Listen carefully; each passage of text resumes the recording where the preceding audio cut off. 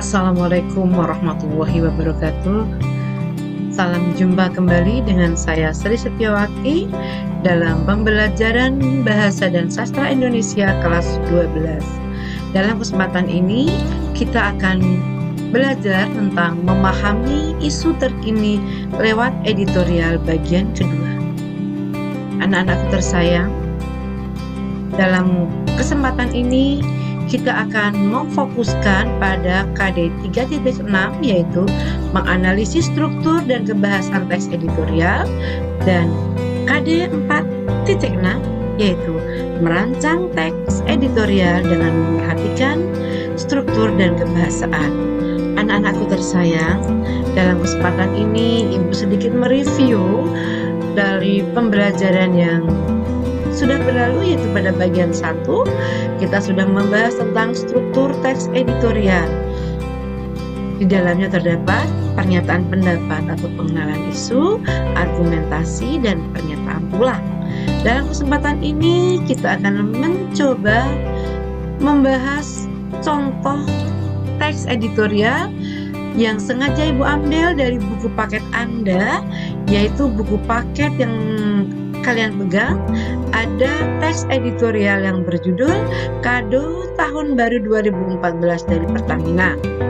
Baik anak-anakku tersayang, kita akan mencoba menganalisis teks ini. Seperti apa sih strukturnya? Anak-anakku tercinta, dalam teks ini terdiri dari 7 paragraf. Paragraf pertama coba kita baca bersama-sama.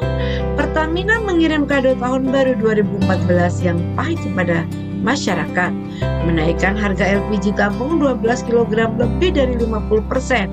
Akibatnya sampai di tingkat konsumen harganya menjadi Rp125.000 hingga Rp130.000. Bahkan di lokasi yang relatif jauh dari pangkalan mencapai Rp150.000 hingga Rp200.000. Baik anak-anakku tercinta, ini merupakan bagian pengenalan isu. Sedangkan di dalam teks ini terdiri dari 7 paragraf. Paragraf kedua, 3, 4, 5, dan 6 merupakan argumentasi. Yang perlu Anda ketahui bahwa di dalam teks editorial bisa terdapat beberapa argumentasi. Baik anak-anakku tercinta, kita langsung pada paragraf ke-7. Keuntungan besar itulah yang seharusnya digunakan untuk sebesar-besar kemakmuran dan kesejahteraan rakyat. Caranya dengan mengambil atau menyisihkan sepersekian persen keuntungan untuk menyubsidi kebutuhan bahan bakar kalangan masyarakat menengah ke bawah. Baik, kalau kita lihat dari kalimat per kalimat, ini merupakan bagian penegasan ulang. Karena keuntungan besar itulah yang seharusnya digunakan untuk sebesar-besar kemampuan, kemakmuran, dan kesejahteraan rakyat.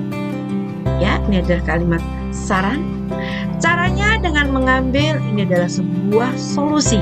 Baik anak-anakku, jadi dari 7 paragraf pertama dan ke-7.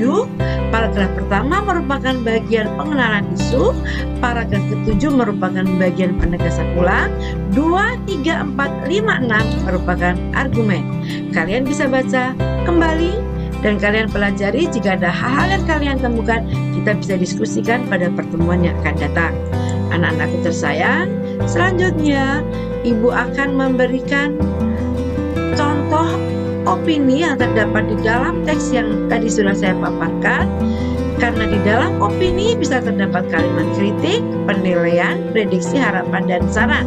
Namun dalam kesempatan ini Ibu hanya ingin membacakan beberapa saja.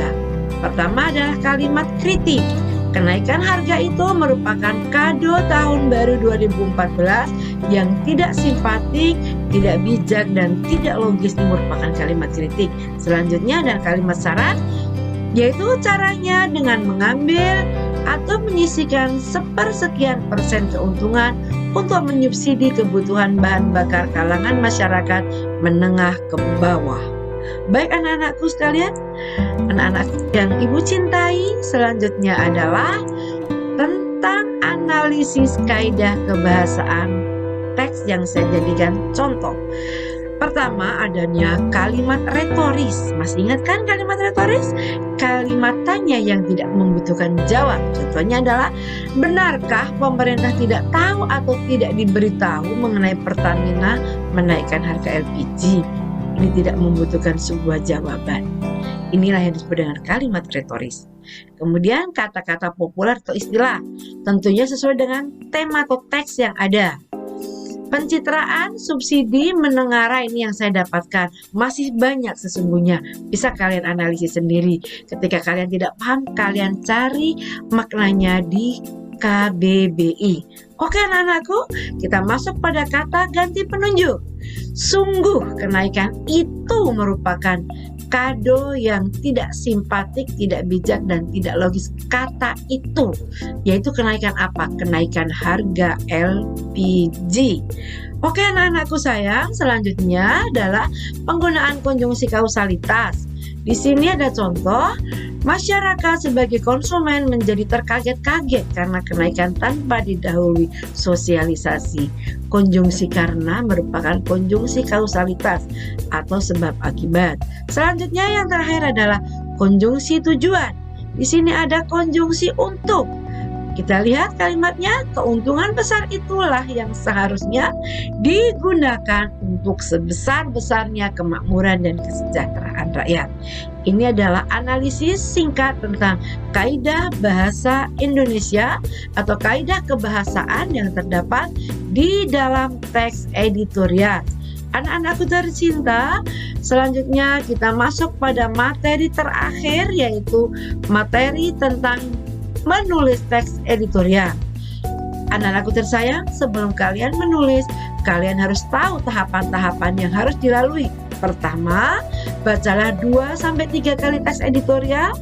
Kemudian, datalah isu-isu utamanya dan rumuskan menjadi pernyataan umum. Ketiga, telusuri data-data pendukung atas pernyataan umum yang sudah kamu buat. Keempat, buatlah perincian data tersebut dan analisis menjadi argumen. Kelima, tafsirlah argumen yang telah dibuat menjadi sebuah pendapat, baik berupa kritik, penilaian maupun harapan. Yang keenam, buatlah saran atau rekomendasi untuk memberikan solusi atau isu-isu yang berkembang.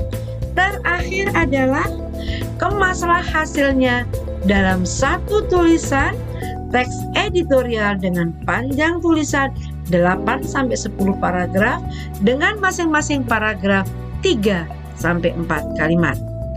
Baik anak-anakku tercinta, demikian paparan tentang teks editorial dan berbagai hal yang ada di dalamnya. Seperti biasa, saya selalu memberikan catatan. Anda akan lebih memahami jika Anda mengerjakan LK yang Ibu kirimkan via CBT maupun SIMAK, dan tentunya mempelajari buku paket dan mengerjakan latihannya. Dan ketika Anda tidak paham, Anda bisa menanyakan ketika kita sedang ada kelas yang melalui Zoom ataupun Google Meet, dan bisa juga lewat WA. Yang terakhir, selalu saya ingatkan bahwa jangan lupa untuk selalu bahagia dan tetap semangat. Bahkan anak-anakku, sampai di sini pertemuan kita tentang materi teks editorial. Namun sebelumnya ada kalimat motivasi yang selalu akan Ibu bisikan di akhir pertemuan hingga menemukan semangat, spirit, dan survive hidup kamu lebih baik lagi. Kalimatnya adalah, kamu lebih kuat dari yang kamu tahu, lebih cakap dari yang pernah kamu impikan, dan kamu dicintai lebih dari yang bisa kamu bayangkan. Selamat merenung, selamat berpikir tentang kalimat motivasi ini. Semoga bisa menjadi motivasi diri Anda dan bisa hidup lebih baik lagi. Terima kasih, sampai berjumpa pada pertemuan yang akan datang. Wassalamualaikum warahmatullahi wabarakatuh.